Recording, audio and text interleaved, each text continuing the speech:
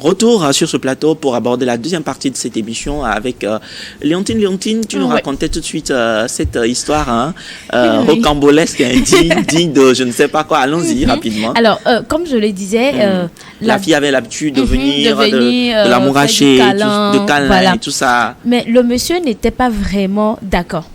À l'aise. Voilà, à l'aise parce que il est fiancé, il s'est dit voilà, nous sommes en milieu professionnel et ce n'était pas approprié qu'une femme vienne me faire du câlin autant. Donc, autant. Voilà, autant.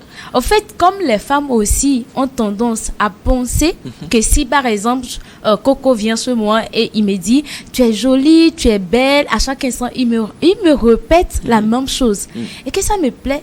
Je dis que est-ce que Coco n'a pas d'autres intentions? C'est de la même manière aussi. Et je me dis que bon, tout le monde peut faire ça, mais et qu'est-ce qui s'est passé? Comment est-ce que le monsieur a réglé ça? Alors, le monsieur n'a pas pu régler ça pour le moment, mais c'est une situation. C'est une histoire en cours. On va lui donner une solution tout à l'heure. Et il s'est dit que lorsqu'il va, comment je vais le dire, lorsqu'il va inviter cette jeune fille à son mariage, peut-être là, elle va comprendre. Mais est-ce qu'il faut attendre à amener la personne jusqu'à là pour pouvoir clarifier les choses, Valère? Moi, je pense que dans cette situation, comme solution au monsieur, c'est d'avoir une discussion franche avec la collègue. Des fois, on a peur de briser la glace de la relation amicale, d'offenser l'autre et tout. Il ne va pas subir cela jusqu'à sa date de, je ne sais pas, de mariage. Donc, s'il va célébrer son mariage en 2030, il sera obligé de subir ça jusqu'à cette date. Je pense que le plus simple, c'est d'aller vers cette dame, de lui dire, voilà, j'apprécie vraiment votre sympathie, voilà, votre gentillesse, mais pour telle raison, pour mes convictions personnelles, j'aimerais que, voilà, ça se limite à cela. Et je n'ai rien contre toi, je te respecte, etc. Et puis, ça s'arrête là. Super. Alors, Pélagie, nous revenons sur la question du consentement. Tu voudrais dire quelque chose rapidement? J'aimerais rappeler une définition qu'on a donnée tout à l'heure. Le harcèlement, c'est quoi? C'est le fait de mener une action continuellement envers une personne. Et donc, ce câlin-là que le monsieur reçoit et qu'il n'aime pas surtout, on qualifierait ça de quoi? Léontine, j'aimerais bien que tu me répondes. Non, en fait. Moi, je veux introduire. J'aimerais que toujours, quand tu parles de harcèlement, il faut mettre surtout qui déplaît la personne, quand la personne ne veut pas. Parce que quand la personne est intéressée, ce n'est plus donc quel que soit le nom, la répétition. Le tonton là, il aime ça ou il n'aime pas? Comme je l'ai dit, il n'aime pas. Voilà, donc il est opprimé. Ok. Donc, je me dis, il se sent opprimé. Donc, maintenant, s'il se sent opprimé, il se tait. Il fait comme s'il est intéressé. S'il est intéressé, voilà. Non, je ne crois pas. Dans ce cas précis, il n'est pas intéressé. Non, il n'est pas intéressé, mais il ne montre pas à la personne directement. Et on a l'impression qu'aujourd'hui, c'est ce qui se passe dans la société. Beaucoup sont opprimés, mais ne l'expriment pas. On a l'impression que c'est grave, hein, mais on se dit comment l'expliquer, comment lui dire, mon frère, tu es harcelé. Il faut dire au monsieur en question qu'il est harcelé. Donc, de dire à la personne, ce que tu me fais là, je n'aime pas, ça me plaît pas trop, ça m'aide en tout cas, ça fausse la relation professionnelle que nous avons. Donc, elle peut le prendre mal, mais elle va comprendre. Elle va comprendre. J'ai aussi un petit bémol par rapport à cette situation. On ne va pas tout de suite également aussi parler d'harcèlement parce que il y a certaines personnes aussi par éducation, par culture, ont cette habitude-là ont la culture du câlin, voilà. Ils sont très sympathiques. Vous allez voir, par exemple, les Blancs côté européen. Voilà, elles sont très, très, très câlines, voilà, facilement. Elles vont venir vers toi, te faire des trucs, voilà, te faire des câlins, etc. Tu vas penser que, voilà, elle a d'autres idées derrière, mais c'est surtout culturel. Donc, il faut aussi prendre cet aspect pour ne pas dire tout de suite que quand une personne essaie de te faire un câlin, ça peut être amical, ça peut être en guise de félicitations, etc. Donc, il faut aussi arriver à discerner et faire la nuance entre le harcèlement et des fois les gentillesses. Je vais beaucoup faire en tout cas, vous contredire, vous déguer de la valeur. Non, avec plaisir. Allons-y seulement. Avec plaisir. Vous êtes sûr, Valère, surtout toi, tu es sûr que quand tu vas te mettre à faire des câlins tous les jours à une blanche dans ce pays-là, elle ne va pas aller te signaler à l'ambassade. Que non. Alors, Je dirais... Donc, si je comprends bien, alors, dire oui. que nos côtés européens, ils sont très Oui, ça voudrait calés, dire que tout ça. à chaque fois que tu n'es pas d'accord, tu l'exprimes clairement. Voilà. Et c'est ce qui fait, Consentement. et c'est Si on ce le qui fait, fait la si différence. nous deux, nous sommes consentants, il n'y a pas de ça problème. marche.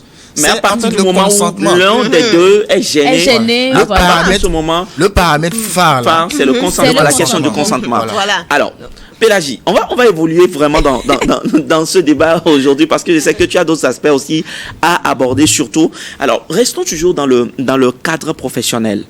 Ce que nous constatons aujourd'hui aussi, c'est que plusieurs bénéficient, là nous parlons des femmes, des facilités pour avoir des postes. Ouais. Et une fois que la personne a ce poste, celui qui facilement a donné ce poste se dit que si tu l'as, c'est que directement, Tu tu vas dois accepter. donner quelque chose en retour. La question que j'aimerais poser, si la femme, la fille accepte, elle sait très bien qu'elle ne mérite pas forcément et qu'elle sent que derrière Il y a quelque chose. celui-là a des... Parce que vous, les femmes, très souvent, vous avez ce pressentiment-là. Vous pouvez voir les choses sixième venir et sens. tout, Ouais. le sixième sens. Mais qu'elle a accepté, elle a ce poste. Maintenant, après tout, doit-on être surpris des actes, des intentions manifestes jusqu'à parler de l'harcèlement et de l'agression? Bon, comment te répondre? Réponds-moi. Ouais. Mon côté matérialiste, tu vois, tout ça là me dit de te dire, hein, c'est pas moi, hein, mais c'est ce côté-là, c'est ce côté. de te dire que en tant que femme, on accepte. Ok. Tu sais, c'est des opportunités à saisir. Mais après, si le monsieur là se dit que non, c'est parce que je t'ai donné telle poste que tu dois me donner ceci en retour, bah, on refuse. Du moment où on a le poste, on refuse quoi. Maintenant, ça voudrait dire que vous devez aussi être prêt à laisser tomber le poste s'il le faut. Ouais. Oui, bien sûr, bien sûr. Et je pense que Mais c'est ce après- que les... Bon, elle finit et puis l'antenne la parole. Mais après quoi, Mm. dès que quand tu sais que tu n'es pas qualifié pour un poste, mais qu'on te le donne quand même, donne-toi les moyens pour y rester quoi. Merci. Donne-toi les moyens. Bah, Voilà. tu fais comment pour y rester? C'est ça. Par donc, exemple, c'est-à-dire que tu développes une compétence. bien sûr, bien sûr. Mais la plupart du temps, c'est pas facile, À la hein. personne que, en fait, Au-delà tu avais de- raison, mais tu as tort. Tu as tort. Super. Lantine, tu Oui. partages ça? Oui. En fait, ce que je voulais ajouter à ce qu'elle a dit, c'est bien vrai que je n'ai pas les compétences qu'on m'a embauché. J'accepte parce que c'est une opportunité, comme elle a dit. Mais je me donne des moyens pour que le monsieur ne vienne pas, mon directeur ne vienne pas me dire, c'est parce que et que, voilà. Donc, je vais lui prouver que non, je suis là. C'est bien vrai. On ne peut pas avoir toutes les compétences du monde pour être dans un domaine donné. Donc, au fur et à mesure, je me forme pour avoir plus de compétences. Comme ça, je ne vais même plus dépendre de mon directeur sur certains points. Je suis capable maintenant de travailler et être autonome sur mon travail que je dois faire. Donc là, je suis avec toi, Super. je vais accepter. Valère. Allez, Oui. donc, Bon. toutes les deux, elles ont dit Franchement. clairement qu'elles vont. Tant que c'est une opportunité, il faut fondamentalement l'accepter c'est avant ça. de voir ce qui peut en venir demain. Valère. Bon, ce côté-là, je pense que c'est relatif. Parce que si vous savez dans quoi vous allez mettre la tête, ce n'est pas... Déjà, les dés sont pipés. Il faut vraiment y faire attention. Parce Ok. que on n'a pas forcément une seule opportunité dans la vie. Il y en aura toujours. Maintenant, le point sur lequel j'aimerais encore revenir, c'est le point sur le consentement. En disant que le consentement n'a pas une durée de vie illimitée. Ok. Ouais. Je peux te donner un consentement maintenant et dans 30 minutes, te Voilà. l'enlever. Ok. C'est ce que les gens... C'est pas parce que aujourd'hui, vous êtes collègues, on vous a donné la possibilité. Voilà, on va parler d'actes sexuels. Une collègue t'a donné l'opportunité d'aller au sexe avec elle, par exemple. Ça ne te donne pas le crédit illimité pour que il y ait le forfait. Ce n'est pas un forfait illimité pour que tu reviennes encore peut-être le lendemain, une semaine après. Si elle te dit non, tu dois respecter. Le consentement est temporaire. Effectif au moment où on te donne. Si après on te le retire, si tu poursuis ou bien tu continues parce que tu as déjà eu des avantages, des atouts par rapport à ça, tu es sous Voilà. le coup de la loi. C'est pénal. C'est pénal. Tu es sous le coup de la loi, c'est pénal. Un autre aspect m'intéresse également donc sur le plateau. C'est vrai, nous parlons dans un cadre purement professionnel, mais on s'en rend compte aujourd'hui que ce phénomène devient grandissant à Pélagie où une fois que la personne, peut-être que vous avez eu ensemble un passé, peut-être dans le domaine, vous étiez ensemble dans le monde professionnel, vous avez eu un passé, il m'en souvient que ils étaient ensemble collègues, mais ils avaient une relation. Après, la dame, elle a quitté donc cette entreprise pour une autre entreprise et elle a connu mieux là-bas donc elle a commencé par développer une nouvelle relation avec une autre personne parce qu'elle a essayé de mettre fin à cette relation parce qu'elle se dit que bon, on n'est plus ensemble et tout ça, mais moi je vois autrement la vie. Elle a commencé par développer une autre relation et l'autre qui revient maintenant pour dire que bah si tu me laisses tomber et si on ne peut plus se retrouver pour faire ce qu'on a l'habitude de faire, je vais jeter tous les contenus de tout ce qu'on a eu à faire, dont j'ai les photos aux yeux de tous sur les réseaux. Je vais tout renvoyer sur les réseaux. Comment est-ce que tu trouves ça? Et dans une telle situation, que doit faire, par exemple, la femme? Parce que la plupart des temps, c'est les femmes qui sont vulnérables. Que faut-il faire? Eh bien, c'est une situation assez délicate. Pour cette femme-là, je crois que en tout cas, c'est normal d'entretenir des relations avec des gens. Mais quand c'est fini, il faudrait que le monsieur comprenne que c'est réellement fini. Et quand il menace de mettre les photos, vidéos, tout ça, la femme, elle a zaï. Elle a un peu zaï, elle a failli. Quand elle a laissé les photos, tout ça, là, qu'on appelle souvent les nudes, chez le monsieur, fallait pas. Elle pouvait faire ça, mais pourquoi laisser des preuves? Pourquoi? Non, vraiment, est-ce qu'elle a laissé des preuves? Peut-être que c'est le monsieur qui a voulu, sous le dos de l'amour. Bon, on a gardé des choses. Ouais. Eh bien, on dit souvent qu'Internet, lui, n'oublie pas, c'est vrai, mais on va dire comme ça, on a tous un passé. C'est normal de faire des erreurs et surtout c'est bien quand on les corrige. Donc ce monsieur qui menace, je crois que la dame, elle peut juste se rendre au commissariat, elle porte plainte parce que avec des preuves. Voilà. Si c'est par message ou sinon vocal que le monsieur a dit je vais poster les nudes, les photos, tout ça là que sur les réseaux sociaux quand on était ensemble, tout ça, elle peut juste aller au commissariat, elle dénonce, dénonce. Et on arrête le monsieur, les photos, tout ça là, on les supprime. Et même si dans 100 ans, les photos la sortent, s'il est encore en vie, on va le punir encore. On va le punir. Mais malheureusement, la plupart des temps, peut-être que le monsieur n'est plus au pays, le monsieur a voyagé et c'est là où l'affaire devient beaucoup plus compliquée. Il y a des lois internationales aujourd'hui qui nous permettent de porter plainte, même si c'est à l'étranger. Si la personne veut rester là-bas et être punie là, il sera là. Et il sera puni quand même là-bas. S'il faut le déporter, on le déporte et on le juge correctement. Mais ne pas se dire que... En fait, rien ne doit justifier. Quand on te quitte, accepte qu'on t'a quitté. Goumé, c'est tous les jours. On prend ça, n'est-ce pas? C'est tous les jours. Quand on te prend, quand tu passes à autre chose. Tu prends encore devant, tu passes encore à autre chose. Donc, pourquoi le monsieur veut rester? Il est toxique. Le monsieur, il est très, très, très toxique. Donc, cher monsieur, laisse la dame tranquille. Quand elle dit c'est fini, c'est que c'est fini. Passe à autre chose. Tu vas connaître mieux même. Tu vas être... comment dire, plus amoureux que tu ne l'étais avec cette dame-là. Donc, laisse couler quand même, bien le dire, mes amis, monsieur, laissez couler ça. Super. Laissez couler ça. J'aimerais vraiment que vous puissiez donner également votre point de vue sur le sujet, parce qu'on a tellement de cas que j'aimerais ressortir encore au moins 2 sur ce plateau avant qu'on ne puisse finir l'émission. Léontine, rapidement. Alors, je dirais que ce monsieur, c'est un psychopathe. Est-ce que ce n'est pas trop? Est-ce que ce n'est pas exagéré? Et qu'il a besoin d'un psychologue pour vraiment travailler sur ça. Mais il se dit qu'il a tellement investi peut-être dans cette relation, je dis n'importe quoi, et qu'à la fin, il a Est-ce qu'on va dire on s'en fout, Léontine? Franchement, on s'en fout de ça parce que la dame aussi a investi. Ce n'est pas l'homme seulement qui investit dans une relation. Peut-être que la dame a plus investi dans cette relation que vous dites. Et si le monsieur se dit que non, j'ai investi, c'est pour ça que la dame ne va plus aller voir ailleurs, la relation est finie, c'est fini quoi. Je pense que le monsieur je sais pas, a une maladie de, comment on appelle souvent, manque d'affection.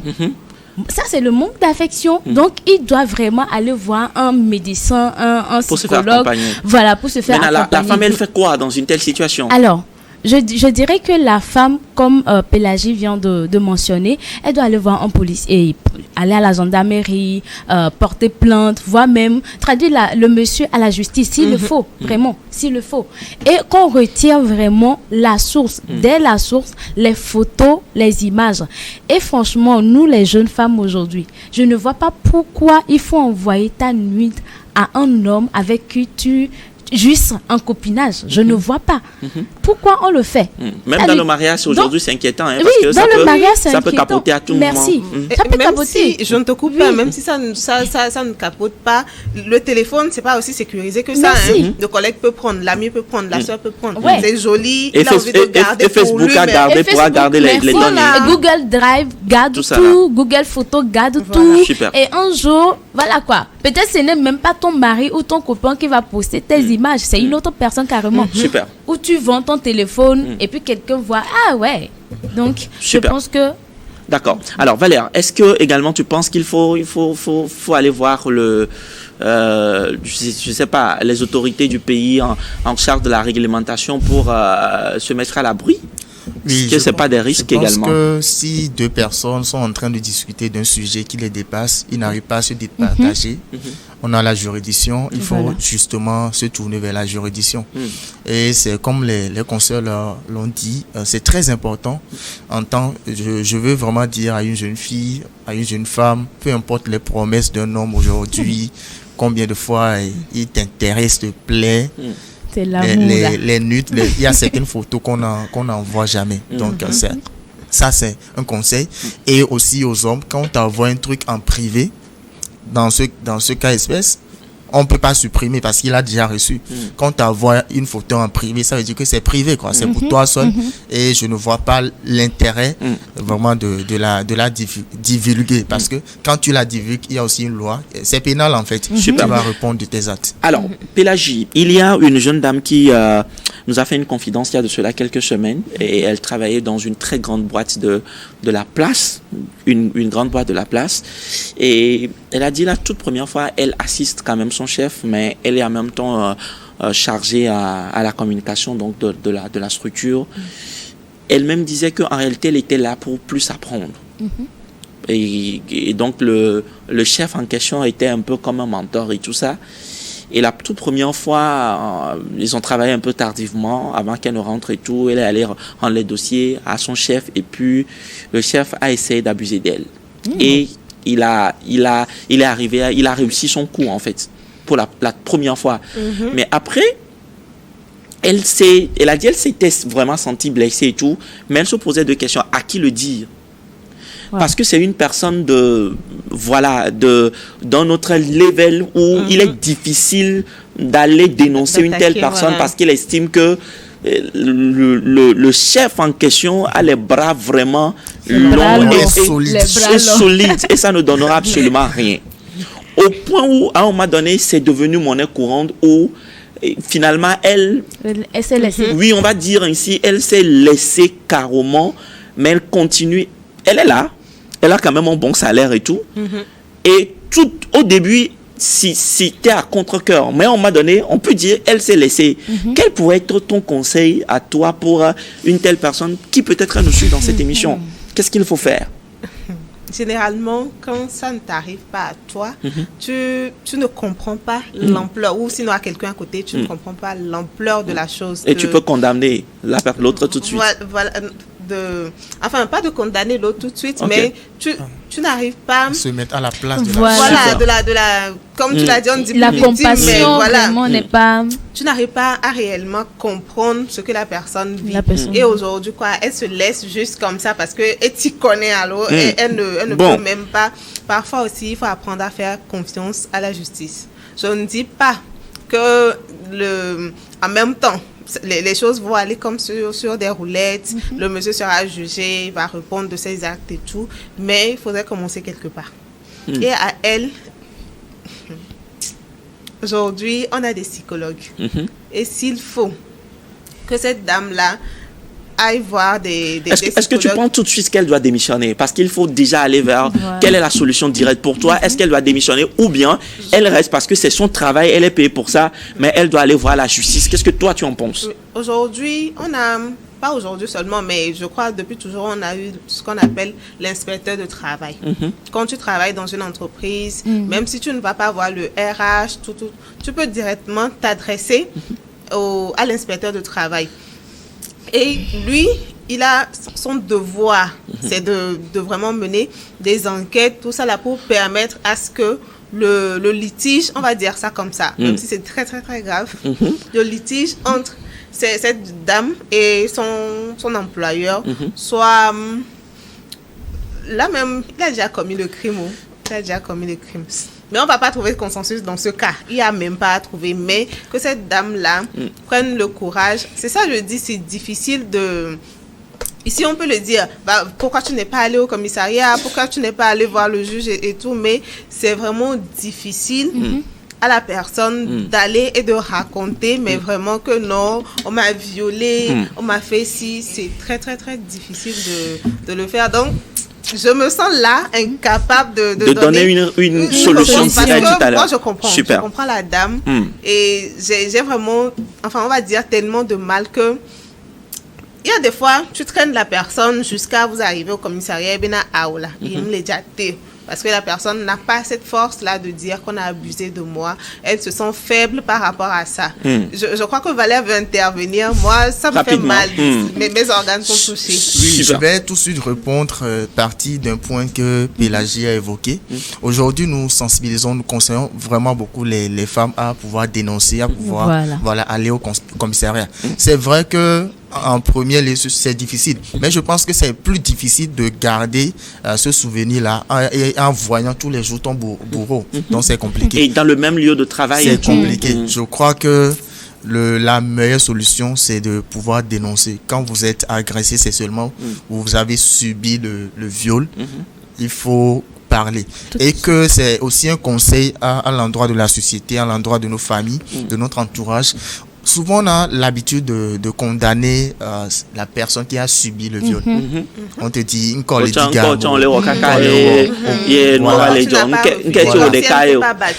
est-ce que ce n'est pas les autres et c'est toi? Voilà. Donc, ce genre de propos aussi découragent énormément celles qui sont dans cette situation de pouvoir s'ouvrir et de parler. Parce que quand la personne ne parle pas, ne pensez pas que ça peut faire des années. Ça peut faire 10 ans, 20 ans. Si la personne ne s'ouvre pas, il y a des gens qui ont traîné des jeunes filles, des femmes qui sont aujourd'hui devenues des femmes, mais qui ont traîné tous ces traumatismes-là. Et ça affecte leur vie personnelle, leur vie familiale, leur vie professionnelle. Là où elles devraient aller professionnellement parlant, elles n'ont pas pu parce qu'elles ont cela dans le cœur, dans l'esprit, ce traumatisme-là, et qui les nuit de jour en jour. Mais est-ce qu'il y a lieu de démissionner? Ma question est toujours là. Est-ce qu'il y a lieu de démissionner? Alors, pour moi, oui. Pour moi, je dirais la première des choses à faire, c'est de démissionner. C'est bien vrai que ça ne va pas être facile pour elles de démissionner là surtout tout de suite. Surtout si ce travail, elles sont tout. Elles sont tout. On peut quitter d'un point zéro pour arriver à quelque part. Et je pense que elle a quitté quelque part pour arriver là où elle est aujourd'hui. Et elle peut recommencer. Voilà. Donc, démissionner de son boulot, elle ne va pas être la première personne à le faire. Elle démissionne.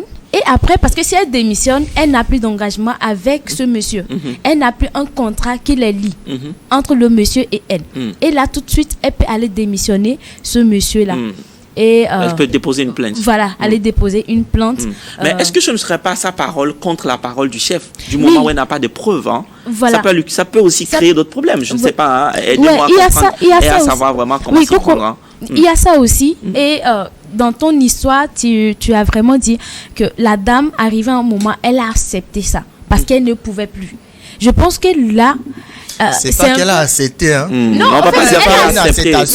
Elle est en train de subir. Elle est en train de subir. Exactement. Je dirais qu'elle a accepté. Mais tant qu'elle est restée dans ce boulot-là, est-ce qu'on va dire qu'elle continue pas à subir? Bien sûr, elle subit. Elle subit. Ok, bien sûr. Le premier traumatisme est là. Bien sûr, elle subit tous les autres. D'accord. Alors, bon, si je le dis qu'elle a accepté, parce que si une fois ça t'est arrivé, tu n'as rien dit, 2 fois, tu n'as rien dit, 3 fois, tu n'as rien dit. Mais le bourreau peut penser que c'est finalement consentante parce que... Voilà, parce que elle se dit que la première fois, ça peut être agressif. Et la 5e fois, bon, elle se laisse quoi. Si je peux le dire comme ça, entre guillemets, elle se laisse. La manière dont elle a commencé la première fois, ça ne va pas être la même chose que la 5e fois. Donc le monsieur peut se dire, ah, voilà, elle a accepté et le monsieur va prendre ça normalement comme si c'est elle quoi. Super, mais je veux que vous donniez une réponse parce que nous allons vers la fin de cette émission. Est-ce qu'il faut d'abord chercher à avoir des preuves avant d'aller dénoncer? Est-ce qu'il faut démissionner et puis voilà, en parler à quelqu'un proche et se faire accompagner très rapidement? Voilà. Oui, moi rapidement. je dirais, elle démissionne, elle cherche les preuves. Déjà son contrat est... elle cherche les preuves comment? Où? Elle cherche les preuves où? Elle cherche les preuves dans son entreprise. Ok, avant de démissionner. Avant de démissionner. Ok. Parce que le contrat fait partie des preuves qui lient le monsieur et elle. Elle démissionne après et puis elle prend tout. Elle va au commissariat. Voilà. Je voulais venir sur ce point-là où, dans les contrats de travail, généralement, il est dit que entre collègues, même entre supérieurs, subordonnés, il ne doit pas avoir de relations sexuelles, émotionnelles, tout ça, mais que le patron l'a ignoré. Ça, déjà, c'est... J'ai l'impression que mes filles sont encore, les 2 dames là, sont encore sur le coup de l'émotion. Et ce que je vous dirais, comment est-ce qu'elle va aller prouver qu'elle est en train d'être agressée sexuellement? Est-ce que c'est avec le contrat de travail? Si, mais... bon, quelle est la preuve? Je ne sais pas si vous comprenez. Non, quelle est la preuve? Pas fait, n'est-ce pas? Si, c'est sa parole contre la parole de son chef. Oui, quelle est la preuve? Quand il s'agit du viol, ce n'est plus c'est ta parole contre la mienne. Okay. Elle a subi ou pas. Aujourd'hui, les psychologues on peut retracer et avoir des preuves évidentes que ça. Je pense que surtout quand cela se passe, la fille, il faut une réactivité. Quand tu subis en même temps, il faut aller faire des tests à l'hôpital et garder des preuves. Souvent, c'est ça. Ce qui fait que les bourreaux, les agresseurs sont libres. Il y a toute une impunité totale qui rôde autour de ça parce que souvent, il n'y a pas de preuves. Et beaucoup de femmes n'arrivent pas à parler. Dans ce cas d'espèce, oui, on dit qu'il faut que la fille démissionne. Mais l'agresseur, il est là. C'est juste la fille. Il va juste changer de victime, c'est tout. Il y aura une autre fille qui va arriver. Comment est-ce qu'il faut arriver à contrecarrer ce monsieur? Pour moi, c'est la chose la plus importante. Lorsque vous êtes femme, vous êtes agressée, la première des choses, le premier effet, c'est arriver à avoir des preuves. Si vous êtes, par exemple, vous avez suivi le viol, en même temps, il faut aller à l'hôpital, faire des examens, etc. Et garder ça comme preuve d'abord. C'est très important. Alors, comme preuve d'abord, Pélagie, rapidement, qu'est-ce qu'il faut faire dans l'administration pour contraindre ça parce que il est l'heure. Oui, aujourd'hui avec WhatsApp, surtout que le monsieur a maintenant l'habitude de le faire, je crois que même s'il est intelligent comment, il va laisser des preuves. Il va laisser des traces. Voilà. Super. Sinon, je ne peux pas envoyer la dame aujourd'hui, va subir encore une fois et après elle des preuves parce que le mal est déjà fait. Le mal est déjà fait. Va subir encore une fois et prendre des preuves pour aller au commissaire. Non. Vous avez tout compris. On aurait bien continué cette émission, mais on va rapidement s'arrêter ici. Merci Pélagie, merci Valère, merci Léontine d'avoir été des nôtres aujourd'hui. On a pris le temps de discuter autour de ce thème. C'est vrai qu'on n'a pas fini. On y reviendra certainement dans d'autres émissions pour continuer, surtout avec ce que dit la loi.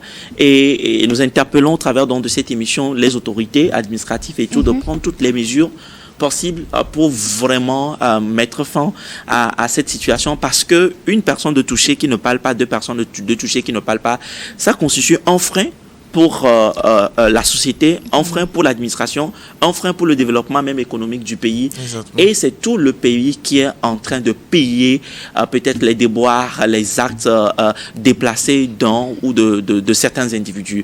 C'est sur ces mots que nous mettons donc fin à cette émission. On se retrouve certainement la semaine prochaine pour continuer par vous inspirer dans cette belle et merveilleuse émission. D'ici là, portez-vous bien. À très très bientôt. Au revoir.